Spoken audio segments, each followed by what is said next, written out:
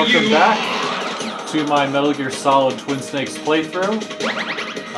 We are at the second fight with Metal Gear Rex. And this time I have to aim for the cockpit.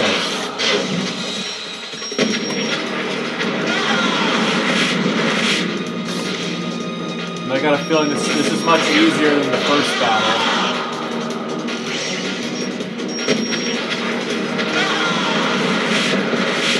What?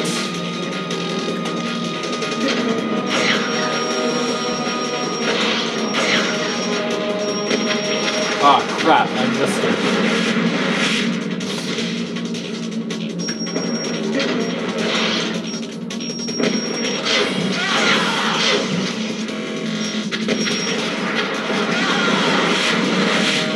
Shit.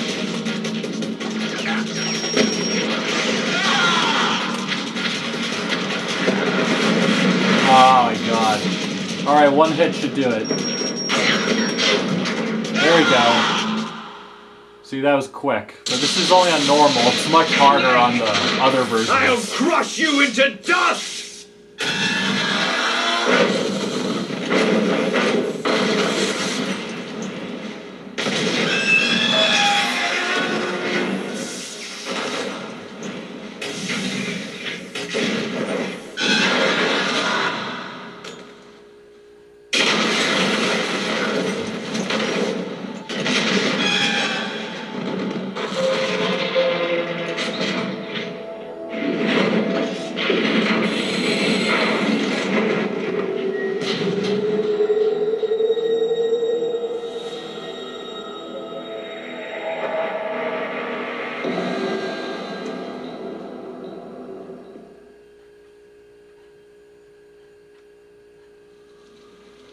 Sleeping late as usual, eh, Snake?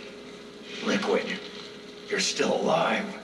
I won't die, as long as you still live. Too bad. It looks like your revolution was a failure. Just because you've destroyed Metal Gear doesn't mean I'm done fighting. Fighting? What are you really after? The restoration of the era when warriors such as us lived as we should. That was Big Boss's fantasy. It was his dying wish. When he was young during the Cold War, the world needed men like us. We were valued then. We were desired. But things are different now. With all the liars and hypocrites running the world, war isn't what it used to be.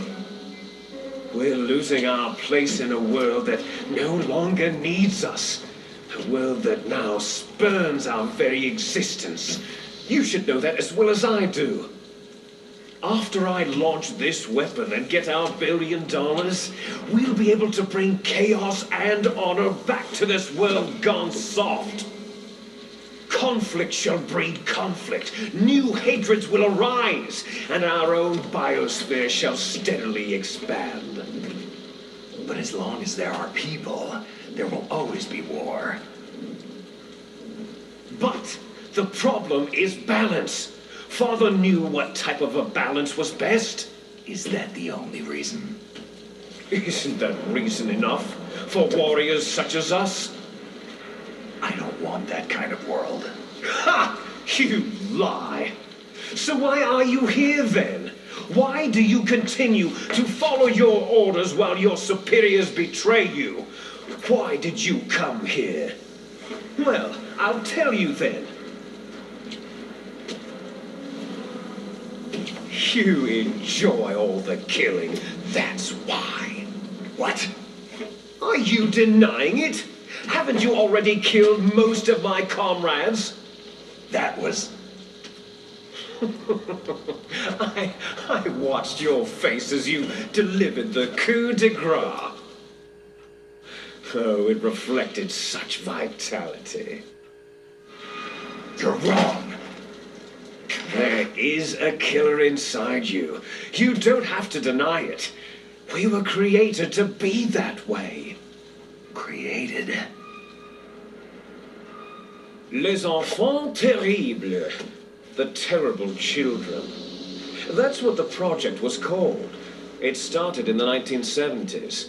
Their plan was to artificially create the most powerful soldier possible. The person that they chose as the model was a man known then as the greatest living soldier in the world. Big boss. But Father was wounded in combat and already in a coma when they brought him in. So they created us from his cells, with a combination of 20th century analog cloning and the super baby method. Super baby method.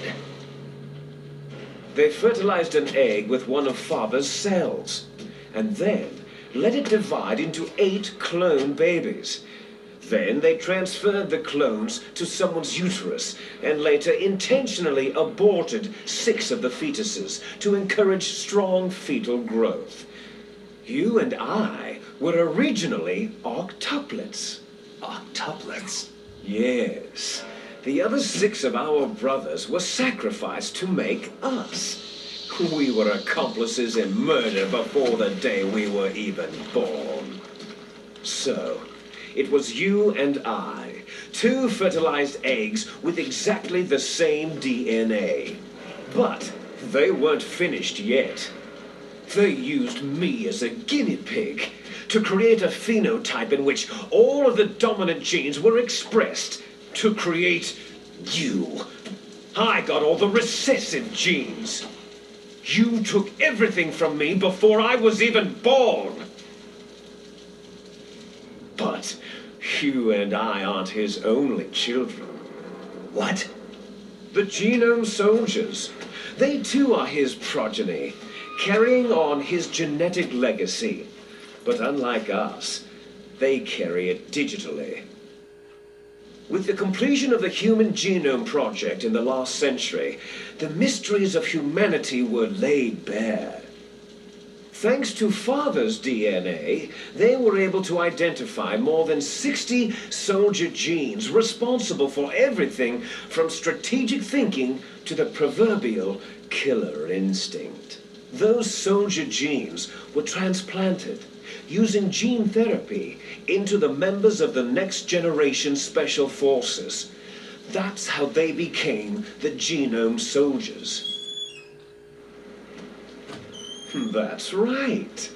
The genome soldiers that you've been killing right and left are our brothers with the same genes as ours. The genome soldiers? They are misshapen creatures, artificially produced from Father's genetic pattern. They are our blood brothers, and they were born of many an ultimate sacrifice. Sacrifices? Human experiments. Huh? 1991, the Gulf War. The military secretly injected soldiers with the soldier genes. The Gulf War syndrome that hundreds of thousands of returning soldiers complained about was a side effect of it. Ha! Everyone knows that the Gulf War syndrome was caused by exposure to pesticides and radiation from depleted uranium rounds. That was just a cover story issued by the Pentagon. First, they tried to say it was post-traumatic stress disorder, then chemical or biological weapons. The poison gas detection units and the anti-sarin injections, they were all just to cover up the secret genetic experiments. So then, the so-called Gulf War babies that have been reported by Gulf War veterans are... Yes, they too are our brothers and sisters. So the genome soldiers mean that the experiments were a success? Success? Don't be a fool. They're a complete failure. We're on the verge of extinction. What? Have you ever heard of the asymmetry theory? Nature tends to favor asymmetry. Those species which have gone extinct all show signs of symmetry. The genome soldiers suffer from the same problem, signs of symmetry. So do I, as do you. That's right. We are all on the verge of death at the genetic level. We don't know when or what type of disease will occur. That's why we need the old man's genetic information. You want Big Boss's DNA so you can save your family? It's very touching. In nature, family members don't mate with each other, and yet they help each other to survive. Do you know why? Because it increases the chances that shared genes will be transmitted to future generations. Altruism among blood relatives is a response to natural selection. That we will help our blood relatives is inscribed in our very genes. You're telling me that your genes are ordering you to save the genome soldiers? You can't fight your genes. It's fate. All living things are born for the sole purpose of passing on their parents' genes. That's why I'll follow what my genes tell me. And then I'm going to go beyond in order to break the curse of my heritage. And to do that, first, I will kill you. Look behind you. Meryl?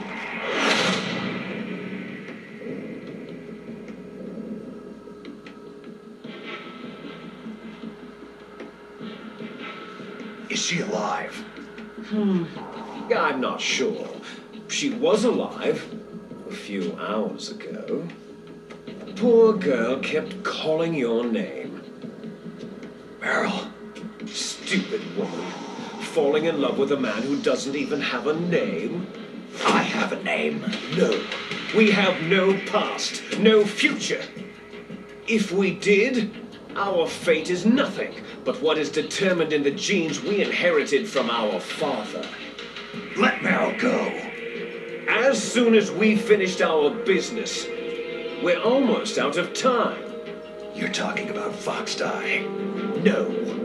It seems now that the Pentagon knows that Metal Gear is destroyed. They've arrived at a decision. They won't even need a BDA. If you want the details, why don't you ask your precious Colonel Campbell? Colonel, can you hear me? Yes, I'm listening. What is the Pentagon trying to do? Colonel, answer me. The Secretary of Defense has taken over active control of this operation. He's on his way there by AWACS. What for? To bomb the place. What? Not only that, B-2 bombers just lifted off from Galena Air Force Base. They're carrying B-6113 surface-piercing tactical nuclear bombs. What? Metal Gear is destroyed. Tell the Secretary of Defense. The Secretary of Defense heard that Naomi double-crossed us, and he's worried about Fox Die. Now that there's no more danger of a nuclear strike from Metal Gear, he's going to do whatever's necessary to cover up the truth of what really happened here. He's going to drop a nuclear bomb to vaporize all the evidence, along with anyone who knows anything. Don't worry, Snake. I'll stop the nuclear strike. How? I may be only a figurehead here, but I'm still officially in command of this mission. If I issue an order to delay the strike, it'll confuse the chain of command and at least buy you some time. It'll give you a chance to escape. But Colonel, if you do that... It's okay, Snake. The truth is, Foxhound was already the subject of an undercover investigation. Merrill was transferred to this base just before the terrorist attack as a way of manipulating me. Those bastards. I'm sorry. They forced me to cooperate in exchange for her life. You'd better get out of there, Snake. Are you sure? It'll be bad for you. Don't worry. It's the least I can do for you after all the lies. Colonel. I'm ordering them to cancel the bombing run. After that, there's no turning back. Huh? What are you doing? Snake!